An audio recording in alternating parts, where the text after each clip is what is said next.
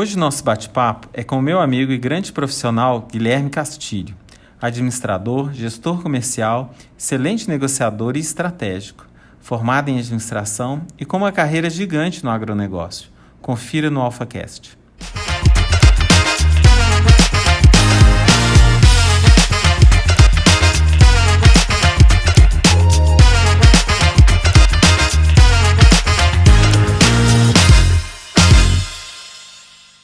Olá, galera! Hoje nós estamos com uma pessoa muito especial, meu amigo Guilherme Castilho. Obrigadão, Guilherme. Ô, Gustavo, eu que agradeço. Prazer, satisfação aqui, cara. Muito tempo que eu não te via. Muito tempo, né? A gente se viu em Brasília a última vez, no hotel, né? E do nada, nem tinha combinado. Exatamente, né? Atendendo a região. Gente, é uma felicidade ter o Guilherme, porque eu conheci o Guilherme em 2004, ele foi meu aluno na Unipac. Há muito tempo atrás. E o Guilherme era aquele aluno bom que sentava na primeira carteira? Não era. Por ele ser bem grande, qual que é a sua altura, Guilherme? 1,90. 1,90, né? Ele sentava do meio para trás. Só que ele falava e virava uma discussão na aula. Mas era muito bom, foi uma experiência de conhecer, graças a Deus. E depois disso viramos amigos, né? Sim. Sempre, imagina, de 2004 para cá, 18 anos. Muito tempo. Tá ficando velho. Você envelheceu bastante. Eu nem tanto. Você tá de cabelo branco. Eu ainda uso gel que dá uma disfarçada de vez em quando, né? Ainda tem outra coisa. Eu sou padrinho de casamento do Guilherme. Exatamente. Jesus. Mas, Guilherme, conta um pouquinho da sua vida pra gente. Pode contar tudo mesmo? Pode contar. Bom, depende, né? Então tá bom. Os detalhes sórdidos aí. Mas conta um pouquinho. Eu sei que essa sua trajetória profissional é bem legal. Mas conta um pouquinho. Tá bom. Então, como eu estava mencionando, é uma satisfação rever um grande amigo, padrinho, professor, acreditem ou não, eu já fiquei sabendo que ninguém viu você dar aula. E o primeiro segredo É que o pessoal aqui é meio novo, né? Tá. Mas o primeiro segredo que eu já pedi para contar antes de eu entrar é o seguinte: se vocês acreditam, o Gustavo foi meu professor, acho que 3 anos lá no período. 4 anos. 4 anos, faculdade de administração. Primeiro que ele está devendo que nós somos a primeira turma da Unipac, ele não deu um quadro com o nome dos alunos da primeira turma. Foi pedido, até hoje ele não deu, não existe o quadro. Vou fazer para você. Primeiros nomes. Espera mais um pouquinho. Mas o Gustavo, ele nunca escreveu no quadro. 4 anos como professor, nunca, jamais. Porém, foi o professor que chegava, encostava no quadro, arregaçava as mangas, punha a mão assim, entrelaçada, e começava a falar sobre a matéria. E acredita, era a única aula que ninguém saía. E ele não estava importante se ele saía ou não. Ele fazia a aula dele. Não importava mesmo. E isso foi o que cativou mais a turma. Foi uma turma de administração, todo mundo com receio na época que o MEC ia fazer avaliação, como que ia ser essa avaliação. E o pessoal sempre tem aquela questão, vai fazer administração porque é mais fácil de passar. E é algo que eu sou muito orgulhoso de dizer, que eu fui aluno dele, sou bacharel em administração, e nos congressos que eu já participei, no CONAD, eu sempre teve um palestrante, o presidente do CONAD dizia, administrador, para ele ser realmente condizente com a função dele, ele tem que tirar o CRA dele. Eu tenho o meu CRA, pago a anuidade dele. Aí, em que você usa ele? No prazer de falar que eu sou administrador. Sabe, Guilherme, uma coisa que você falou e eu achei importante, assim, o curso de administração, a profissão de administrador, ela é muito criticada às vezes, né? Mas aí a gente observa os profissionais e o que eles fazem, né? Eu vejo um médico bem sucedido, ele vira administrador. Ele vai gerir o hospital, ele vai gerir a clínica. Eu vejo um engenheiro agrônomo, né? Você trabalha muito com isso. Bem sucedido. Ele vira vendedor, ele vira gestor. Então, a grande maioria das profissões que me vem à cabeça, ela tem muito disso. De, às vezes, criticar um pouco a administração, mas ela precisa da gestão. Eles podem criticar, mas dependem dela. Então, hoje você pode ser um excelente empresário, um excelente médico, um excelente advogado, mas você tem que administrar isso daí. Você tem que administrar o tempo, Porque, como se diz, né, 24 horas é para todo mundo. Você administra ele da melhor forma. Então já vem a palavra administrar aí.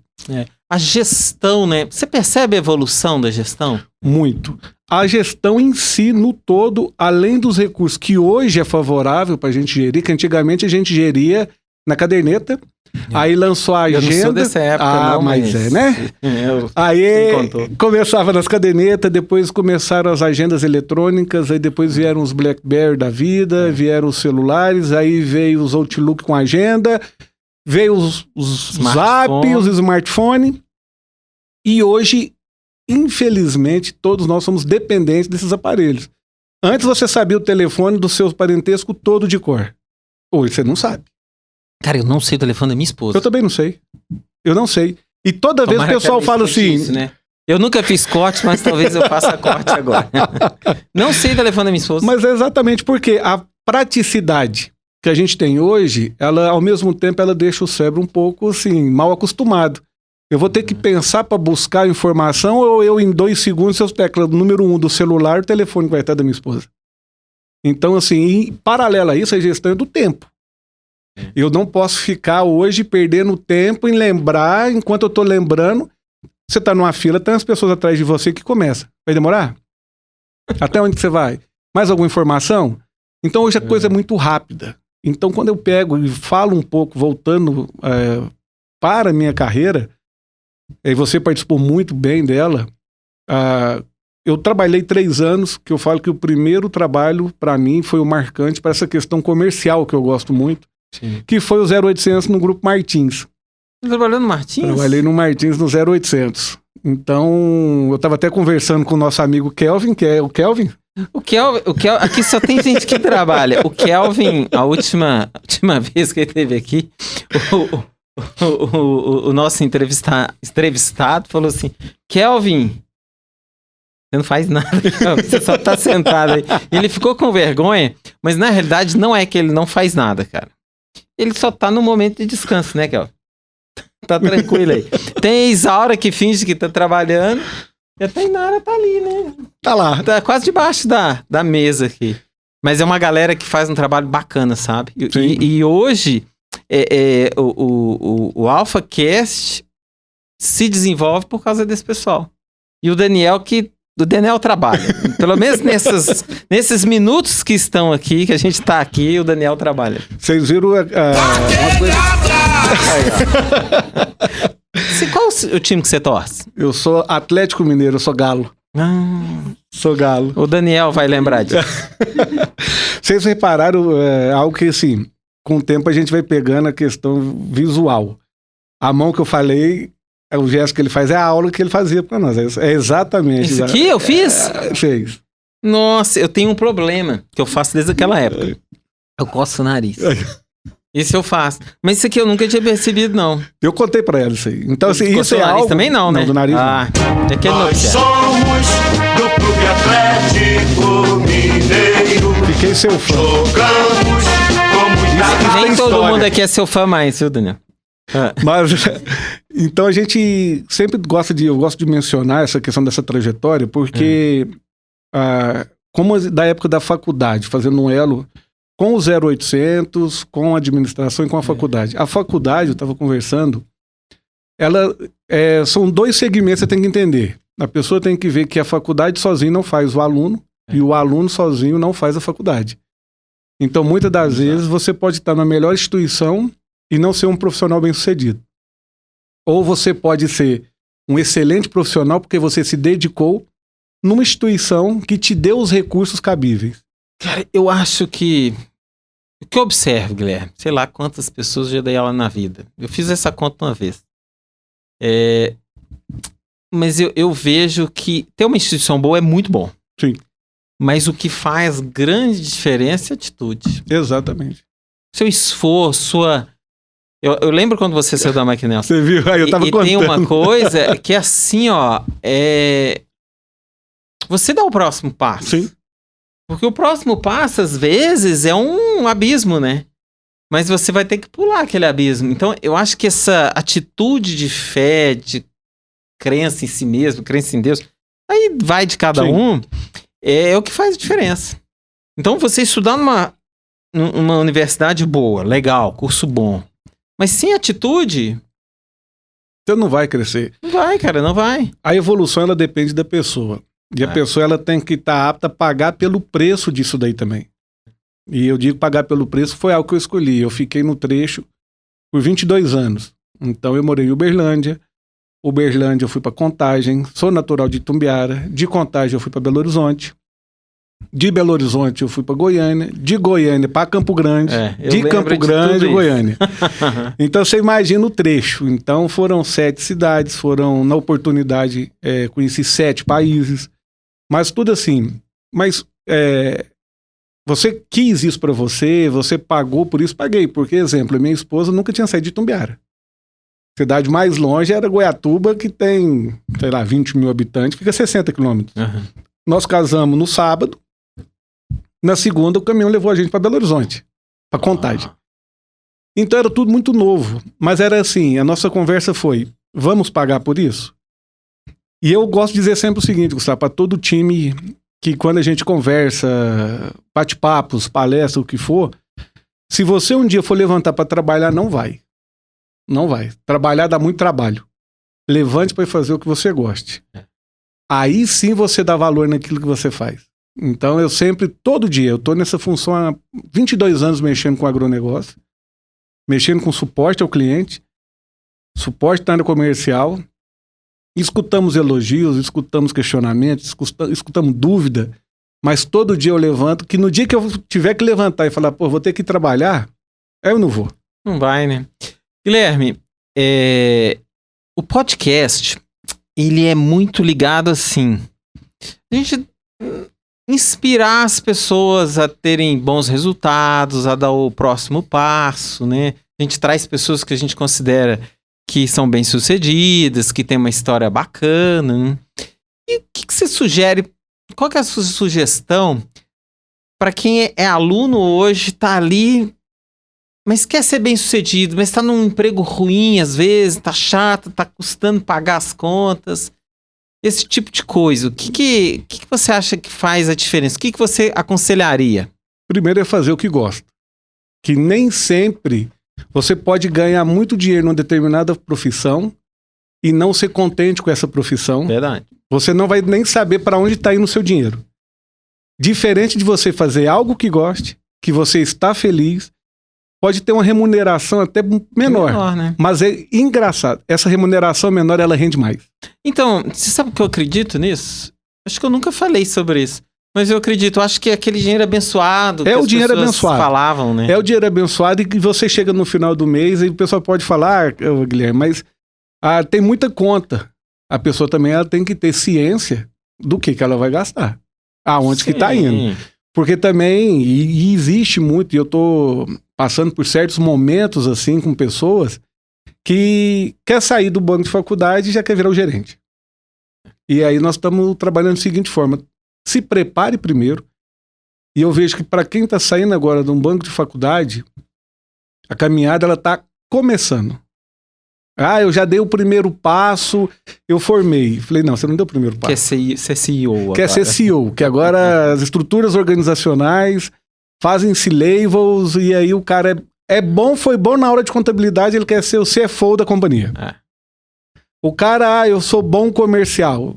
Só que tem a diferença daquele cara que é o comercial que realmente faz o negócio acontecer, daquele papagaio que só fala, daquele que é o dentista que só sorri e daquele que traz o resultado.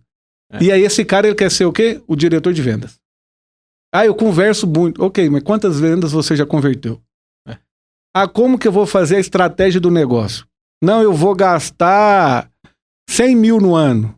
Com base em quê? Porque 100 mil é um número redondo, número cabalístico. Então, assim... Esse é o número da sorte? É o número da sorte? Baseado em quê? E eu questiono muito o time. Vamos trabalhar para fazer X% a mais. Ok, baseado em quê? E muitas das vezes quando as pessoas me perguntam, o que eu faço para virar um gerente? Toda empresa hoje tem a questão do plano de cargo e salário.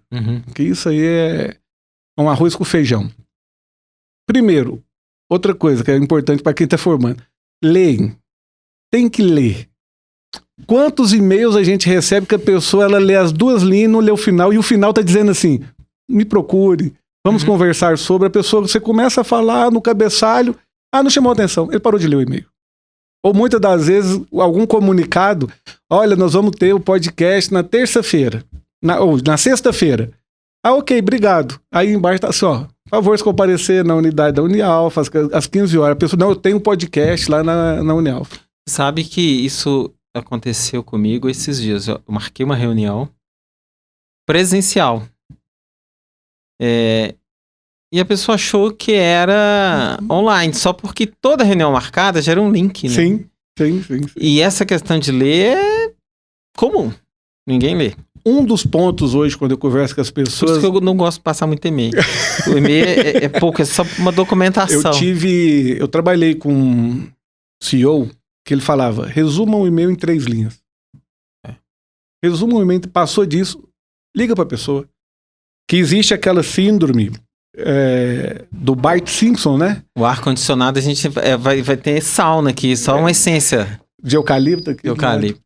Mas a... Isaura faz isso de propósito. Toda vez ela faz isso. Toda vez. Isaura. Ela tá combinando com a parede, né? Ela tá combinando com a parede. Mas, enfim, a síndrome do Bart Simpson que a gente fala é aquela... eu já passei o e-mail pro Gustavo. Tá, mas e o Gustavo recebeu o e-mail? Não sei, eu mandei o e-mail pra ele. Aquela coisa de fazer a minha parte deu, né? E o grande consultor Vicente Falcone, né, no livro dele, O que importa é o resultado, ele conta uma trajetória de quando estava no exército, que em frente ao exército tinha sempre um guarda do lado de um banco e ninguém sentava no banco. E isso chamou curiosidade e ele foi um dia e perguntou, o que você faz aqui? Ele falou, não tenho a menor ideia. É que eu assumi agora, então o comandante pediu que eu ficasse aqui. Então a gente vira turno. E aí ele foi buscar saber o porquê que tinha que ficar um guarda na frente do quartel do lado do banco.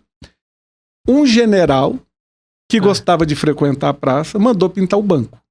Só que como a tinta estava fresca, ele pediu para um guarda ficar ao lado do banco. O general foi transferido e ninguém sabia por que ele tinha que ficar lá. E ninguém teve coragem também de perguntar por que eu fico. E aí ia se trocando guarda e ninguém sabia o motivo. Então, assim, a comunicação, hoje, eu falo que ela é um ponto principal de sucesso e fracasso. A comunicação é essencial, né? Mas você percebe que ela está melhorando ou não? Ela está melhorando e, às vezes, ela chega a atropelar as pessoas por conta exatamente dos dispositivos que nós temos hoje, a facilidade. Observe quantas vezes você fica sem mexer no celular para saber se chegou uma mensagem para você ou não. Cara, eu mexo no celular o dia inteiro.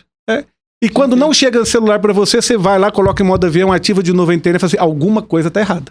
Ninguém me mandou uma mensagem, ninguém me mandou um zap. Não, ainda gera estresse. Se você fica uma hora sem olhar o celular, aí alguém te fala, pô, mas te mandei mensagem há tanto tempo, você não respondeu ainda.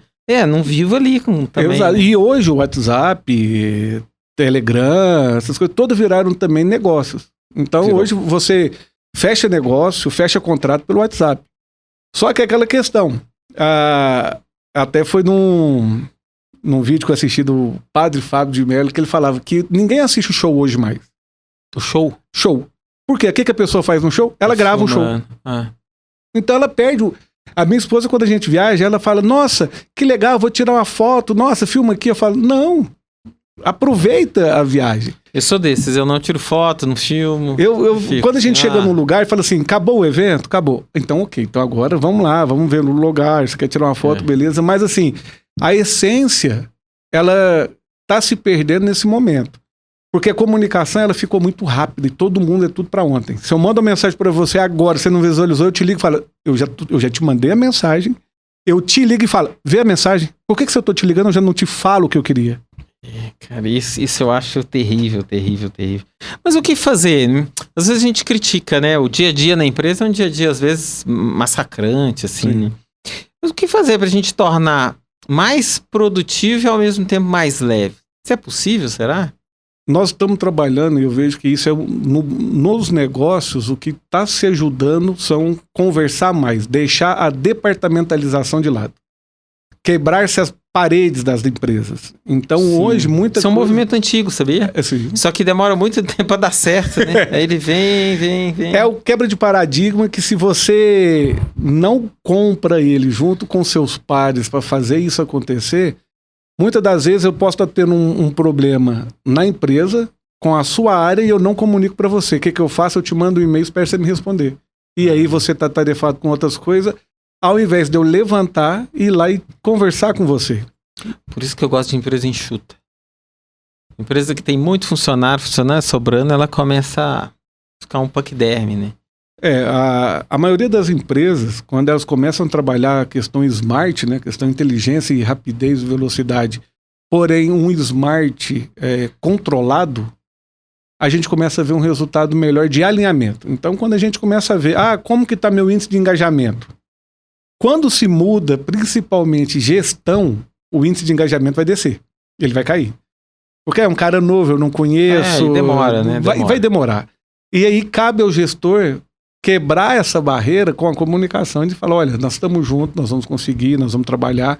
E aí você começa a ter uma evolução. Mas o principal, pelo menos no papel de gestor, é falar com a equipe todo dia. Todo dia. Nem que seja para ligar e perguntar como é que foi o seu dia, Gustavo? Foi bom? Que bom, obrigado. Mas tem que falar. É uma questão de estar presente, Exato. né? E outra coisa é dar suporte. Sim. Às vezes, quando você não alinha sempre com as pessoas, elas vão se perdendo, né? Ela Sim. vai... É igual o carro, que tá meio desalinhado mesmo, né? Ele tá indo na estrada, mas ele tá saindo um pouquinho. Daqui a pouco ele saiu 3 km do caminho. Se eu não tenho um destino, um lugar eu quero chegar, qualquer lugar que eu chegar tá valendo. Então, assim, eu tenho que prescrever. E eu gosto muito de quando a gente vai conversar com a equipe, eu trabalho muito um significado que eu montei que chama 2P, 2I, o desenho da engrenagem. Por que 2P, 2I? Toda empresa, primeiro P, ela tem que ter pessoas, que é a base de tudo. Ela tem que ter o segundo P, que são os processos, para saber qual drive, qual norte que eu vou pegar. Ela tem que ter um I, que é ter indicadores. O indicador, ele tem que ser baseado, eu tenho que conseguir esse indicador baseado no processo, mas eu tenho que ter pessoas para fazer essa engrenagem rodar. E o último é a infraestrutura. Como que eu vou fazer as pessoas que têm um processo desenhado, que tem um indicador dizendo onde ele quer chegar, se eu não tenho infraestrutura para realizar? Então, se faltar algum dessas 4 letras, pare e dá uma olhada que alguma coisa não vai rodar. Não vai, né? E interessante o mundo de hoje, né? Como que a gente tinha muita estrutura antigamente, mas eu diria até estoque, né? Sim. Acho que a gente já... O sistema Toyota de produção ali, ele já deu um pouco uma cortada no estoque, né? Na época da Isaura, assim, 1970, assim, alguma coisa assim. Mas hoje tem a internet, né? E você consegue vender só pela internet e alguém entregar para você, né? Então, o que você vê no agronegócio isso? O agronegócio movimentou por esse lado? Movimentou principalmente na pandemia. Na pandemia, então, assim, o distanciamento, ele praticamente aproximou a tecnologia dos clientes com os concessionários. A educação foi então, assim, o concessionário, muitas das vezes, igual eu disse, sobre o WhatsApp. Você aceita copo? Não, muito obrigado. Pedidos eram realizados pelo WhatsApp, onde o cliente parava a caminhonete dele, ele só retirava a peça.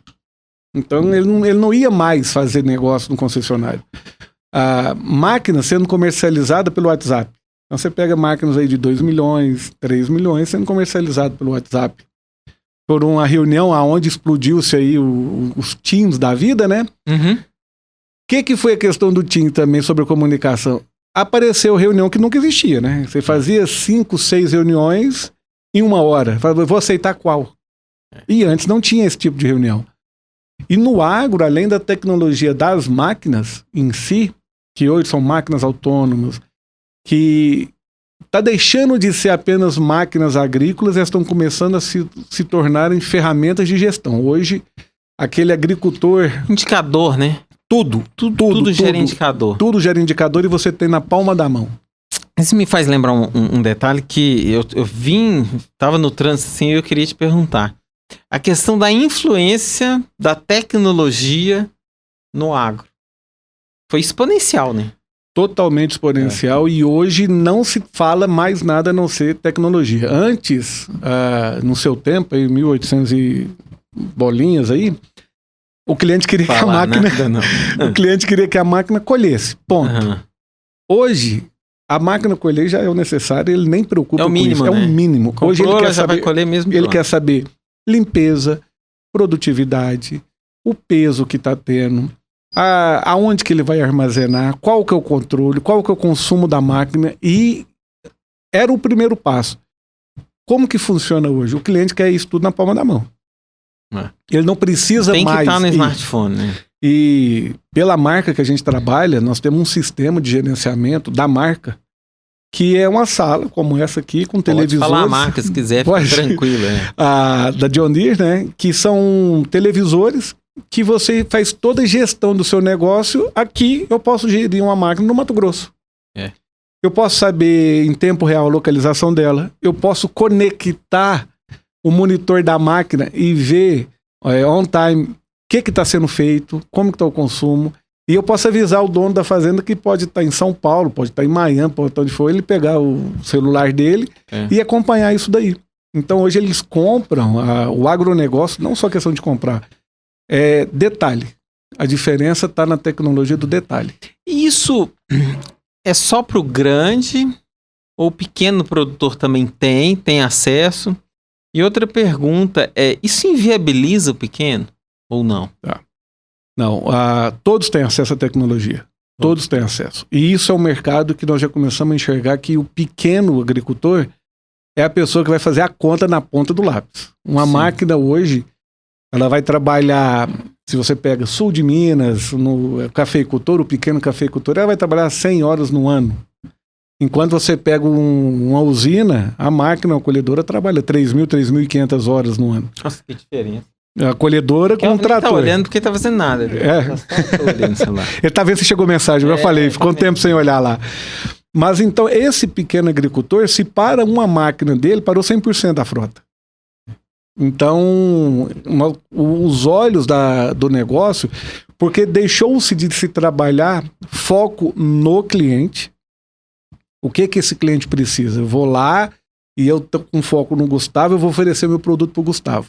E aí o tempo passou, deixou-se de ter o foco e começou-se a ter o foco do cliente, que é o que o cliente precisa, que eu vou ter que ter um produto para atender esse cliente. Você sabe a primeira vez que eu escutei essa do cliente, que eu achei massa, caramba, eu acho que foi em 2004. Não, 2005. Lá em Uberlândia, que é a dona da CTBC?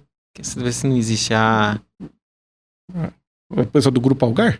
O Grupo Algar, o presidente do grupo...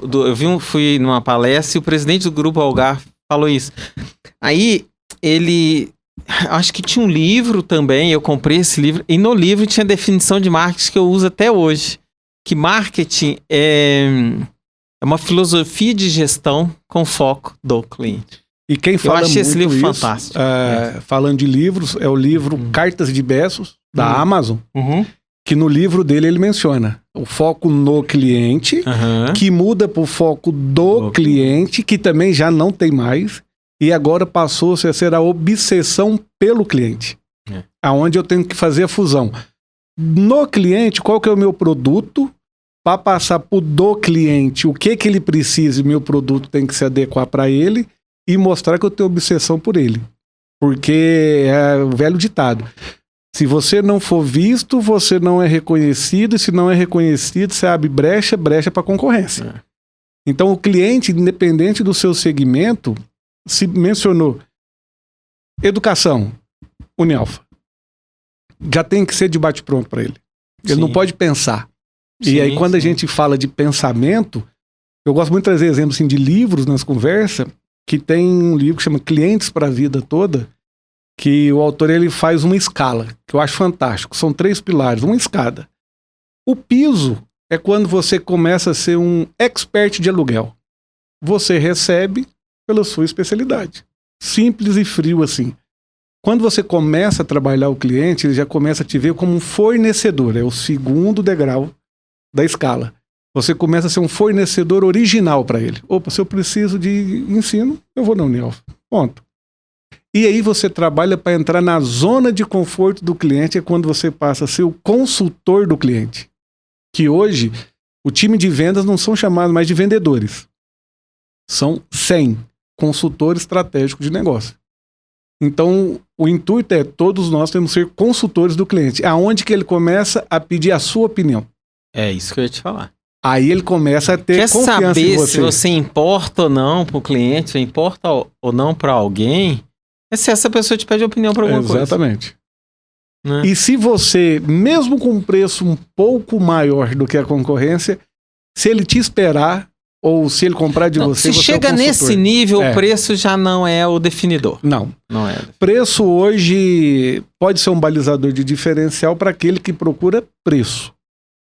Aquele que já é fiel à marca, aquele que realmente Já se desenvolveu no já se mercado. desenvolveu, que tem toda a ligação com a marca. E quando a gente fala de reter o cliente na marca, de novo, exemplos bons. A Disney. A Disney, ela retém, e o índice de volta das pessoas que frequentam a Disney está lá em 75%, voltam na Disney. Eu tenho um amigo, um casal de amigos, eu fui na casa deles quinta-feira passada aqui de Goiânia. Eles foram 12 vezes a Disney. Olha só. Aí eu falei assim, pô, mas tem muito tempo que eu não ia, tinha 9 anos que não ia. Mas ela levou os filhos, todo mundo, aí ia muito, e agora voltou com 60 anos, quase com 50 e tantos anos. Voltou pra Disney e ama. E falou assim, não, Gustavo, vamos lá também. É uma experiência única. Igual como eles falam lá, de novo, num outro livro da Disney, do Zen que eles têm, né? Aham. Que a Disney não tem funcionário, ela tem membros do elenco. Que não é um atendimento, é um show à parte. Eu tive a oportunidade de estar lá e eu não sabia se ia mais para brincar no parque, porque para parque pro meu tamanho tem que ser uns parques diferenciados também, né? Porque não é qualquer carrinho que vai seguir essa pessoa aqui, é mais complicado. Ou se ia para se atentar aos detalhes do atendimento. Cara, a gente que gosta de gestão, a gente não consegue ficar sem olhar. Não tem como. Às vezes eu tô num restaurante assim com a minha esposa, ou a gente tá viajando, quando a gente é mal atendido, eu falo, eu tenho vontade de chamar o gerente do lugar para falar com ele. Ele falou, não, nós estamos passeando. É isso aí. Mas não sai do radar também, né? Mas a gente fica olhando, mas eu acho que no fundo, a gente tem que observar, saber que erra, e a gente também erra, né? Uhum. Não tem como. Mas ter uma política, assim, é uma frase até antiga, né? Mas de melhoria contínua mesmo. Sim. Então, na realidade, não é nem o defeito do outro, é você melhorar o seu, né? Tipo assim, o que eu posso melhorar? Pô, às vezes o gerente, o dono do local, nem sabe o que está ocorrendo aqui. Sim. Mas está ocorrendo. E será que não ocorre no da gente também? E entendeu? muitas das vezes vezes a gente tem que olhar isso sempre.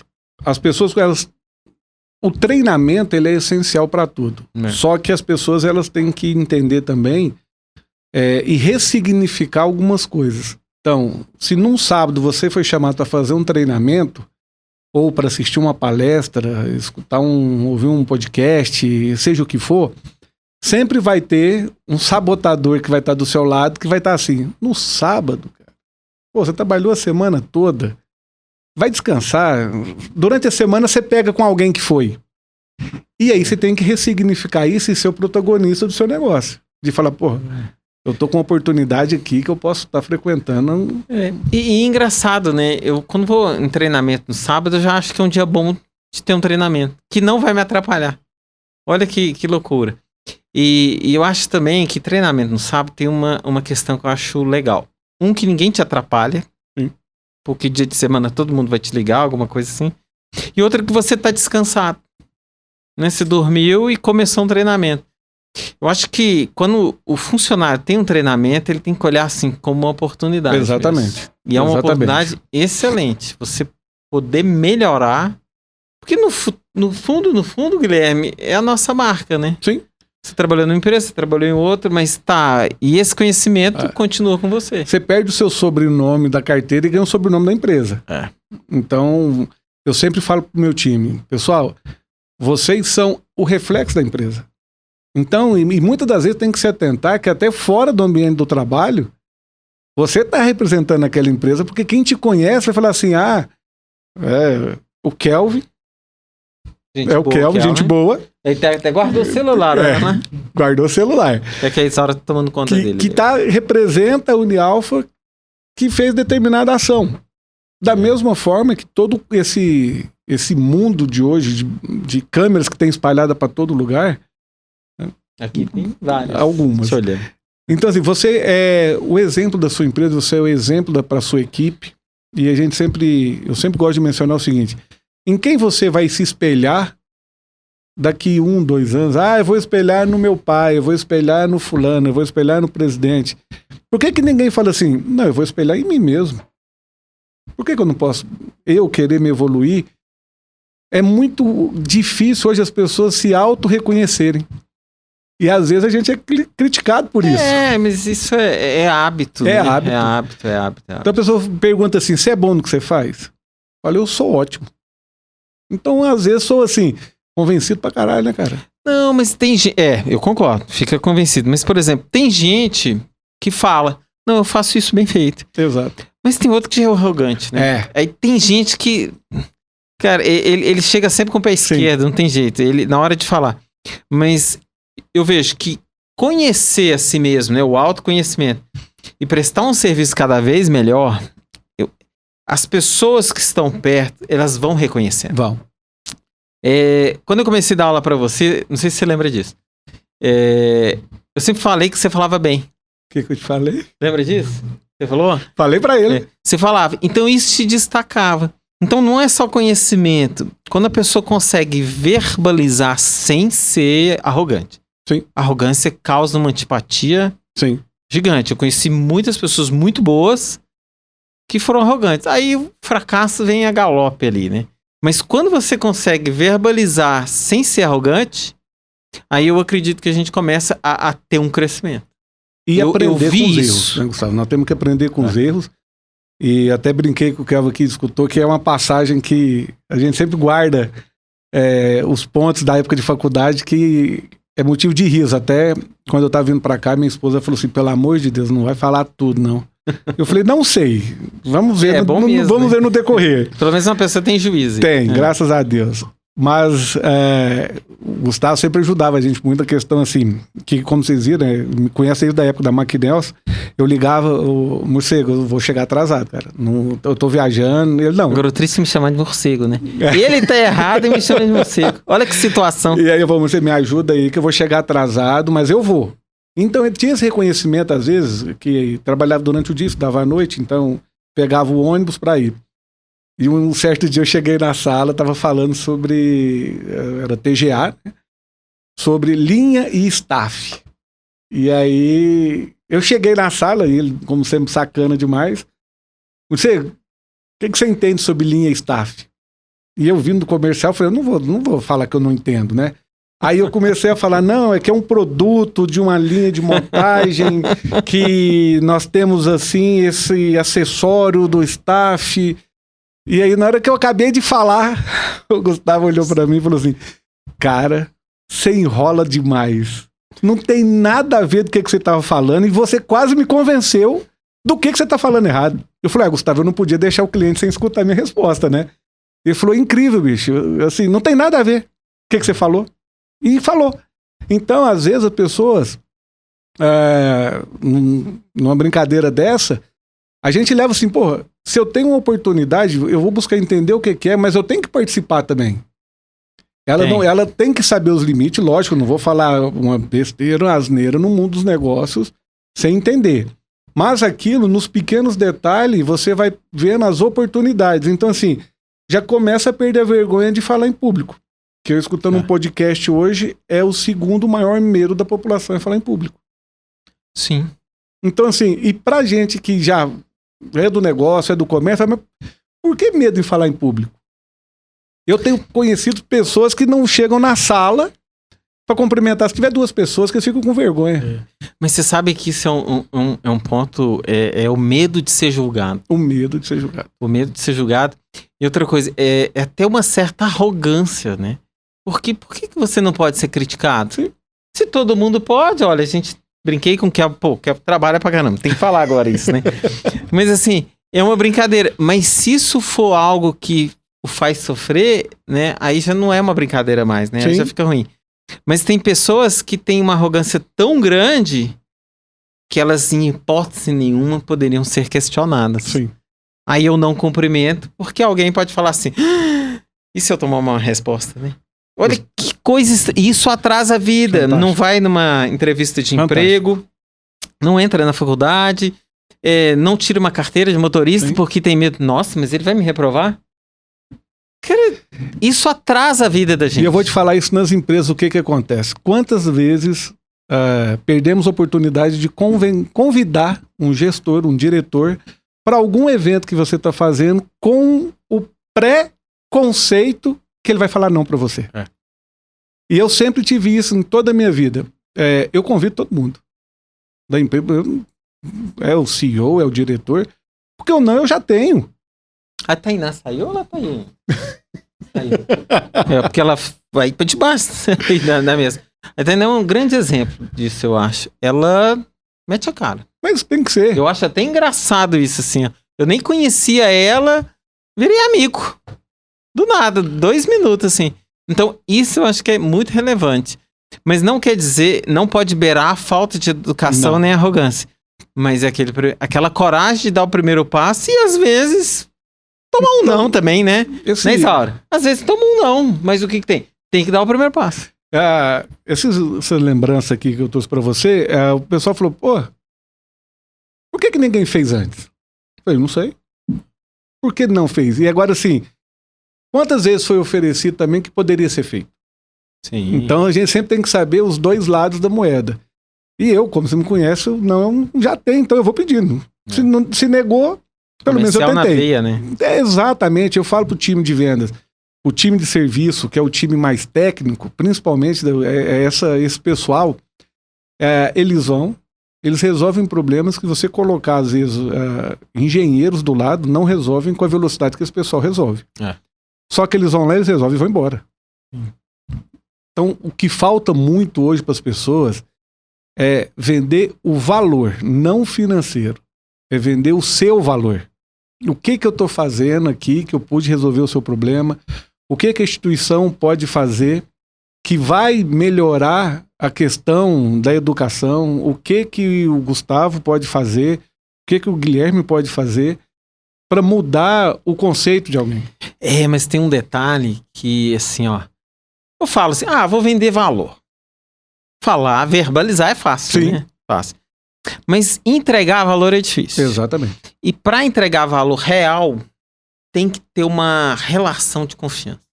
E conhecer o que você está vendendo. Você tem que conhecer, mas é você, né? Sim. Mas o seu cliente tem que perceber e confiar que você sabe o que está fazendo. Eu sempre que vou... Eu gosto de carro, né? Nem tem carro chique, nem isso. Eu gosto de carro. Gosto de olhar o carro dos outros. Mas assim, sempre que vai trocar pneu, suspensão, alguma coisa, eu olho. Mas eu sou aquele cliente chato que fica olhando ali. Aquela cara de pastel ainda dou palpite. Eu não fiz isso uma única vez. E lá em Uberlândia. Eu saí com o carro. Eu falei assim, tá pronto, tá pronto. Nem existe mais. Eu acho que é a Automasa que existia lá no shopping. Na hora que eu saí, antes de eu sair do shopping, né? Fiquei no estacionamento assim, saí. O cara não tinha apertado o parafuso do amortecedor. Imagina o risco que eu não tava correndo. Então, assim, não é que o produto é ruim. O produto Sim. é excelente, né? O que eu coloquei. Mas eu não tive nunca mais confiança de ir lá. E eu sei que não foi de propósito, mas tem coisas que tem que funcionar. Eu tenho que ter a confiança que não funciona. E como é que eu entro no avião, né? A confiança também ela tem que seguir com o seu pré-julgamento. Você falando lá do automóvel, eu fui trocar de carro e aí homem tem aquelas questões, né? Ele chega do nada, vou trocar de carro. Por quê? Não sei, vou trocar de carro. E aí eu fui com a minha esposa, uma determinada marca, na hora que nós entramos, eu tinha acabado de chegar, eu estava no campo, cheguei e falei com a minha esposa, vamos trocar de carro? Uai, então vamos. Gustavo, não fomos atendidos na mesma marca do carro. Então, assim, primeiro conceito que eu tiro, eu não posso perder cliente. Se ele tá na minha marca, ele tem que ficar na minha marca. É mais fácil, É mais fácil. Mais fácil. Mas nem me olharam. E aí foram avaliar meu carro. E aí falaram um valor assim. A menor que eu virei pro vendedor, eu disse o seguinte: ele era um vendedor, ele não era um consultor. Eu falei, não foi roubado, não. Foi não. Trabalhei 4 anos, paguei. Não foi roubado, não. Isso aconteceu em outras 2 concessionárias. Numa concessionária que eu jamais conhecia, que eu não passava, que eu não tinha nem amigos. Falei, eu vou entrar aqui, eu já tô com raiva e se eu for bem atendido, eu vou comprar. Aí a minha esposa, mas você não conhece a marca? Eu falei, não interessa. Se eu for bem atendido, eu vou comprar. Quando eu cheguei com a minha esposa, o vendedor, o 100, que esse foi um consultor, ele veio me abordar. Tudo bom, tudo bem? Sejam bem-vindos. Ninguém tinha dado nem essa questão de seja bem-vindos. Aceita um café? Não perguntou o que eu queria. Falei, aceito. E aí minha esposa, já me conhecendo, falou, vai falar com o cara, vai danar com todo mundo. Nós tomamos um café. Vocês estão à procura do quê? Eu falei, eu quero trocar de carro. Outro nível, né? Ele falou assim, qual que te interessou aqui? Ele não perguntou se eu tinha carro, se eu ia pegar no negócio, não perguntou nada. Ele falou, qual que te interessou? Eu já olhei para minha esposa e ela falou, vai comprar. Falei, interesse aqui, enfim, resumindo, nós somos super bem atendidos. Não ficou na tabela que eu queria do meu, mas ele deu um desconto no dele. E depois eu falo, a venda, o negócio, ele não é naquele momento que você foi lá e fechou um contrato, assinou. Ela é depois. Ela é depois. Né? E eu morava em Campo Grande agora, e eu mudei, tem 60 dias para Goiânia. Lá eu dou um exemplo de uma pessoa que ele vende valor. Ele não tem lava-jato, ele tem uma estética automotiva. Você chega lá, não tem carro lá, é um ou outro, só que tem que ser agendado. Uhum. Ah, mas não tem nenhum carro aqui, não, é só agendado. E o que ele faz? Esse cara, ele vai filmando as partes que ele vai trabalhando no seu carro. E vai te mandando. Tô desmontando a roda, tô lavando a roda, manda pra você. Tô fazendo isso, manda pra você. Ao final, quando ele termina o seu carro, você retira o carro e ele te manda um vídeo com música editado do seu carro. E aí, depois que ele te entrega o carro, 1 semana ele liga pra você. Como é que tá seu carro? Uma simples ligação. Caiu tudo. Não apertou as rodas. Aí você fala, pô, o cara mexe com uma estética lá, ligando pra saber como é que tá o carro. Ele perguntou se minha esposa gostou. Se eu gostei. As pessoas, quando elas conseguem trabalhar isso, elas se cercam até pra você pedir desconto. Fala, não tem coragem de pedir desconto, não, hein? Não, e ele cobra um pouco mais caro. Exato. Sempre, né? Ele agrega valor no negócio dele. E essa construção de valor eu acho muito importante. Mas antes de falar isso, né, Guilherme? Quem tá gostando, dá o like. Quem não tá gostando, dá o like também. Curte o canal, porque é importante pra gente.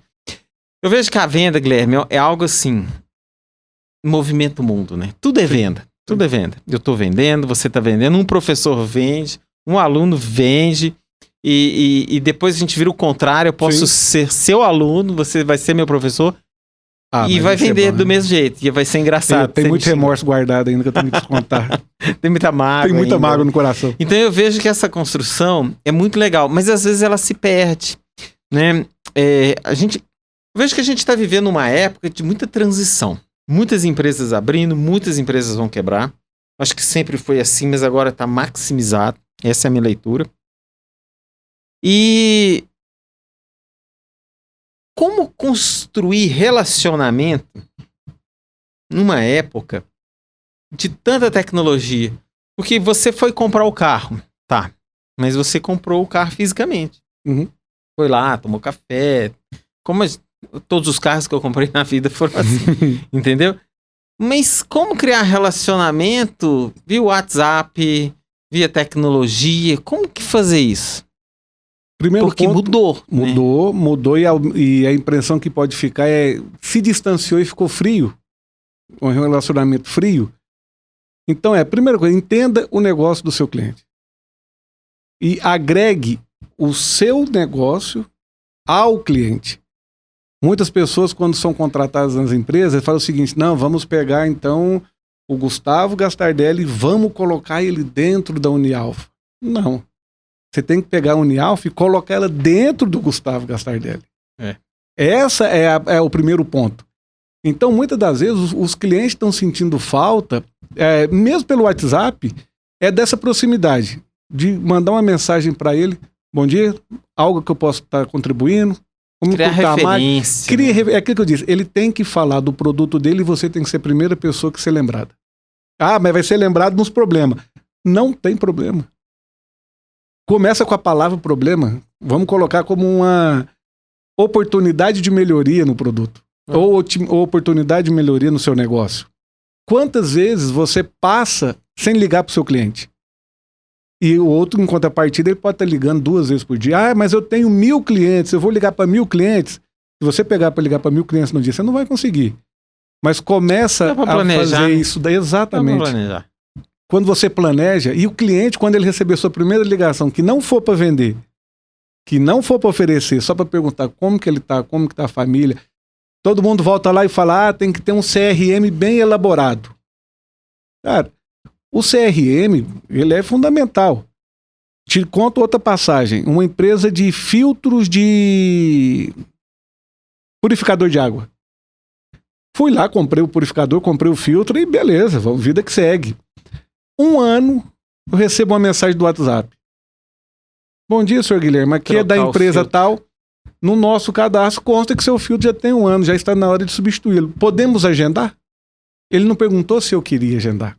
E eu vou te contar, eu falei, pode. Eu nem lembrava que eu tinha que trocar isso. Esperar virar barro, né? Virava um filtro negócio, de barro que toma água purificada. Então, assim, é esse detalhe. Na hora que parar de sair água. Aí você liga e reclama. Fala, não tá passando água. Filtro, essa porcaria. Aí olha a data de validade, já tá tendo uma manifestação interna das bactérias. Então, Gustavo, o que eu vejo hoje, e a gente sente muito isso, é assim, independente do seu produto, do seu negócio, as ferramentas digitais, elas são aliadas para tudo. Não existe distância mais hoje para as coisas. Então, um simples, oi, tudo bem? Você esteve passando aqui na nossa loja. Oi, tudo bem? Você fez a última compra há X meses. Quantas vezes, a gente cansa de falar, quantas vezes você já ligou para o seu cliente que tem 3 meses que não compra mais nada? Que tem 6 meses que não voltou? Alguém ligou para ele e perguntou que aconteceu alguma coisa? E aí aquela questão, interfere no NPS, que a gente aqui mais cedo conversamos. O que é o NPS? Então é exatamente essa satisfação. As modas dos Customer Experience da vida, às vezes elas são feitas no detalhe. E esse detalhe está sendo feito? Eu não vou ligar para esse cliente não, porque esse cliente é muito chato. Mas se ele está comprando o seu produto, enquanto ele estiver questionando, o duro é se ele sair de você. Aí você vai ter um problema. Eu conheci algumas pessoas que eram referência, assim, na área comercial. Poderia citar, sei lá, várias. Mas todas elas, dos que eu conheço, assim, tem proximidade. Sim. Então, para mim, a chave da venda é ter proximidade. Exatamente. E entender o que o outro quer. Às vezes a gente fica pensando assim, como é bom tal prato, né? Por exemplo, eu adoro bacalhau, mas sou neto de português, né? De italiano, então gosto de bacalhau. E eu conheço pessoas que detestam bacalhau, cara. Odeia bacalhau. Aí eu fico pensando assim, como pode existir uma pessoa que não gosta de bacalhau, né? E outra coisa é o consumo de azeite, né? Na minha casa consome muito azeite. Aí minha filha, esses dias, falou assim, eu falei assim, você aceita azeite, Ana Clara? Papai, eu não gosto de azeite. Eu falei assim, gente, como é que... Vou fazer DNA. Como é que essa pessoa não pode gostar de azeite? Então, eu acho que a gente tem que tomar muito cuidado. O que a gente gosta e o que o outro gosta. Né? Então, assim, e na venda isso é essencial. Às vezes a gente confunde o nosso querer, o nosso gostar, com gostar do outro. O que o outro não pode, né? E qual que é o pecado? Escutar pouco e falar muito. E muitas das vezes, você está no desenrolar de um negócio, a venda está concluída e você não para de falar. Aí você começa a ter o quê? Vai gerar uma interrogação na cabeça do cliente. Fala, mas será que realmente isso já aconteceu muito. Muito comigo. Muito. Então, assim, fechou a venda. Pronto, agora começa o seu relacionamento. E aí é o relacionamento, fechamos a venda. Gustavo, como é que tá a família? Então vamos lá. Onde é que você tá passando o final de semana? Você vai viajar? E aquela questão dos gatilhos, do empilhamento de cartas, né? Você chega no ambiente, você olha se tem uma foto de um filho, se tem um troféu. Concluiu, também fechei o meu notebook e vou embora ali. É frio. Mas aí sim você começar a trazer essa proximidade. Igual você perguntou, que time que você torce? Pô, eu torço pro Atlético Mineiro. Muito obrigado ao Atlético Mineiro. Nem Atlético é time ainda, Daniel? Não deixou de ser time, não, Atlético? Eu tenho meu cunhado é Atlético, meu Deus, ele é o dia inteiro falando disso. Cara. Mas é que eu brinco muito, atleticano, ele não vira, ele nasce atleticano. Então, assim, os atleticanos... Você nasceu atleticano? Não. Nós somos do Clube Atlético Mineiro. Você não acha feio ser atleticano, não, cara? Rapaz, o meu filho nasceu em Belo Horizonte, é atleticano. Sério? É atleticano. A André vai estar vendo e vai falar que ele é flamenguista, mas não, ele é atleticano. Sua esposa é flamenguista? É. Nem tudo é tão perfeito assim, né? Nem tudo é tão perfeito. Cara, a gente tá tendo uma invasão de flamenguista. E você acredita que me perguntaram assim? E aí eu volto a pergunta, como comercial. Você volta a pergunta, de novo, é questionar. E de novo o livro, tudo começa pelo porquê. Tem esse livro que é fantástico. Que você é atleticano? Aí pergunta, por que você é atleticano, Atlético, Minas Gerais, se você é goiano? Tem problema? Aí eu pergunto, você torce pra que time? Flamengo, você é carioca? Bom, eu torço pro Fluminense, eu sou carioca. Não, você é carioca, eu sei. Mas eu tenho um irmão que é corintiano. Sim. E o outro é flamenguista. E nós somos ali do Principado de Itumbiara. Cidade maravilhosa, sim, fantástica. Sim, então, quase um reino perdido. É o... Conhece Itumbiara, Isaura? É convidado aí lá. Itumbiara é muito legal. Eu tive no seu casamento lá e depois teve um acidente na rodovia e eu passei em Itumbiara. Foi uma surpresa quando Itumbiara cresceu e tá bonito, cara. Eu gosto muito, eu defendo a cidade, mesmo sendo atleticano, mas eu gosto muito de ir lá. E eu digo, chega um momento que você começa a ponderar as coisas. E a minha vinda para Goiás, há 60 dias, eu morava no Mato Grosso do Sul, em Campo Grande, e atendia MS e parte do MT. Foi família, que nós já estamos nesse trecho há 22 anos e a minha esposa, nós viemos passar um feriado em Itumbiara e aquela coisa, a família, e hoje, às 18 horas, eu estou indo visitar um irmão meu que mora em Morrinhos e eu nunca fui na casa dele. Mas por que? Não sei se vai estar. Cara, mas aí eu falei se que eu o vou meu lá. irmão nunca tivesse isso na minha casa, eu não sei. Pois mas é a distância, porque, por exemplo, Campo Grande e Itumbiara são 800 quilômetros. Aí o que acontecia? Férias. Se você tá indo para Itumbiara passar as férias, quem mora em Itumbiara faz o quê? Sai de Itumbiara para passar as férias. Então não encontrava. Então eu via o pessoal todo uma vez por ano. Tem que bater numa pessoa dessa. Entendeu? E aí o que aconteceu foi exatamente isso. E aí eu falei, não, então agora vamos voltar para Goiás. Então assim, e chegamos em Goiás, a primeira coisa, pequeno dessa forma, a pamonha de Goiás, ela é diferenciada. Meu Deus do céu, não é verdade? A pessoa gosta de comer, né? Mas é lógico, mas assim, esse é o motivo. Então, nós somos muito gratos por esse acolhimento. E, de novo, eu venho sempre fazer o que eu gosto, eu não venho trabalhar. Legal, Guilherme. E vamos supor que amanhã fosse o último dia da vida. Né? Espero que não, né, Guilherme? Amém. Tomara que não. Qual que é o seu legado? O que você acha que deixa aí pro seu filho, pra sua esposa, pras pessoas que te conhecem? O que vai ser esse seu legado e o que é o seu legado?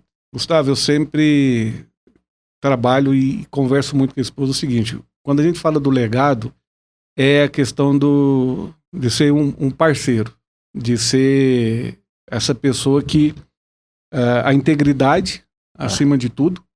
Então, e sempre onde eu passei, eu deixei portas abertas. E eu não vejo algo que, porra, o Guilherme fez alguma coisa, que é Guilherme Castilho, Borges de Castilho, né? Que deixou alguém chateado. Então, eu sempre falo, a família, o relacionamento, a integridade, a idoneidade, ela tem que ser primordial. Então, eu tenho certeza, se amanhã, Deus queira que não, mas assim, acabou tudo, eu tenho certeza que o que vai ficar esse cara aqui, ele veio, ele teve uma passagem bacana aqui por pessoas e a família dele, todos que ou conhecem ou conheceram, nesse ponto realmente ele fez a sua marca aqui de um relacionamento. Então eu digo, de um relacionamento de amizade, que mesmo não sendo tão próxima, 20 anos aí de amizade, e a gente se conversava aí pelas redes sociais, esbarramos aí em Brasília, e esse convite que a gente já vinha tentando fazer, e sempre assim, um índice de amizade fantástico. Então eu vejo que o legado seria esse daí. Legal, né? Eu acho que você tem isso mesmo. Eu acho que é um legado super verdadeiro. Eu observo muito isso, assim. E vejo também que o que é legal é que constrói relacionamentos longos, né? Sim. Isso é um diferencial, assim. E, Guilherme, outra coisa que a gente sempre... Todo mundo que vem aqui, eu pergunto. Até o último que veio me deu me inverteu, né? Eu achei tão engraçado, assim, muito legal isso. E um livro que você indique para as pessoas lerem? Um livro que faz diferença, que você leu e você gostou, que você achou legal? Ótimo. Eu li esse livro e tive a oportunidade de conhecer o autor dele, que é o Caio Carneiro, numa noite de autógrafos que ele fez aqui em Goiânia. É o livro Seja Foda. Ah, eu tenho ele. Então, assim, é um livro que a palavra foda, eu uso ela nas minhas apresentações, não no sentido do palavrão, né? Mas o foda, fazendo um spoiler aqui, seja feliz, seja otimista, seja determinado, e seja abundante. Então, assim, seja foda. E esse cara, ele é foda e o livro dele é fantástico. Você sabe que eu tô feliz. Mais uma vez eu li o livro, né? Porque eu entrevistei várias pessoas, não sabia. Cara, eu leio pra caramba. Você sabe disso, sempre li. Aí o cara falava um livro, nunca ouvi falar desse livro, gente, como é que pode? E o outro também não, o outro... Aí já, segunda vez aqui que eu li o livro, é um livro bom aí, e tá lá na minha biblioteca. Seja foda, durante a nossa conversa, nos bastidores da Disney, foram muito bom, aqui, muito bom. Cartas de Bezos, disse aqui, Clientes para a Vida Toda, foi dito aqui, se a Disney administrasse meu hospital, palavras e trechos que eu tirei foi dito aqui. Então, assim, são livros práticos, fáceis e que ele realmente prende a pessoa, ela prende a leitura. E aproveitando que você falou isso, eu venho percebendo que as pessoas estão lendo menos. Sim. Lendo livros, né? Sim. O WhatsApp está lendo muito mais. WhatsApp, Instagram, nossa senhora. Qual é a importância da leitura no seu sucesso pessoal e profissional? Você constrói o seu mundo. E aí você consegue errar com você mesmo, lendo. E eu sempre falo que a leitura, você mergulha nela, você vive aquela leitura. Você se vê naquele ambiente. Então, se você está lendo e você não se vê naquele ambiente, o livro não está te chamando a atenção. E aí, muitas das vezes, você lê, por exemplo, o momento de inflexão do Flávio Augusto, quando ele fala do gafanhoto lá, pise no gafanhoto. Aí você começa a pensar, porra, quem que é o gafanhoto na minha vida? Quem que é esse gafanhoto aí que não tá deixando eu crescer? Do seja foda. Pô, o que é essa questão quando ele começa a falar de ser determinado? Aí você começa a aplicar. Só que tem que tomar muito cuidado de não querer aplicar a regra 100% de início. Sim, tem que ser gradativo. Porque as pessoas porque tem gente que já chega, acabou de ler o livro e já se acha o Jeff Bezos da Amazon, eu sou o cara. E não é assim. Você tem que ser gradativamente. A gente sempre fala, step by step, um passo de cada vez e vai vendo. E você vai errando. Então, assim... O inventor da lâmpada, ele errou 1.600 vezes a inventar a lâmpada? Não, ele fez 1.600 formas de não errar a fazer uma lâmpada.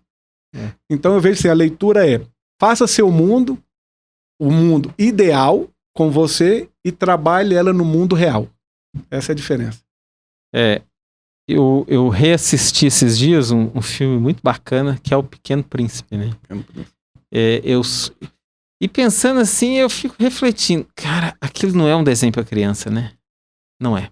Eu acho que quando a gente vê, e eu sugiro que todos vejam e leiam, né?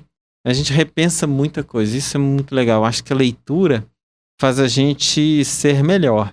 Sim. Repensar, crescer, se desenvolver. E pensar diferente, né? Diferente não é o contrário, diferente é ter a sua ótica, sua verdadeira ótica, né? O seu jeito, Guilherme Borges Castilho, de pensar. Eu tenho um jeito, Gustavo Gastardelli de Oliveira Fontes, de pensar, né? Então, isso eu acho legal, não é? O jeito da Isaura. A Isaura é redatora, cara. Você vê. Você vê ela corrige uns negócios, assim, aqui tem ponto. Não tem, Isaura. Tem ponto. E tem. Aí nós vamos começar ali falando, mas não é que tem realmente. Mas o Kelvin não faz nada. Ele só fica ali mesmo. Sacanagem, né? Guilherme, um prazeraço te rever. Obrigado por você ter aceito vir aqui. Cara. Muito bom conversar com você. Muito feliz da sua presença. Sua amizade é muito cara pra mim. Eu fiquei muito feliz mesmo, viu? Cara, eu agradeço. Muito obrigado pelo convite. Você sabe que você tem um lugar especial na minha trajetória profissional, pessoal, e não é à toa quando a gente fala questão de apadrinhamento do casamento, mas não só por isso. Você sempre foi uma pessoa que nas horas que, desde lá de Uberlândia, você falava pra mim, cara, você pode mais. Você pode mais. E aí eu levei isso ao pé da letra e hoje, graças a Deus, só tenho a agradecer. E é um bom professor, tá? Não escreve, mas é um bom professor. Eu lembrei de uma coisa, mas vai ficar para um segundo papo, que eu vou te chamar junto com o Iad, junto com o Neuber e junto com o André Felipe, pra gente falar só de negócio. Opa, só de vendas. Será um prazer. Mas eu lembrei de uma passagem que era você, naquele golzinho branco. Exatamente. Quadrado, quando você saiu da McNelson. Mas isso aí vai ser para depois. Exatamente. Um abraço, Guilherme. Um abraço para todo mundo que está nos assistindo.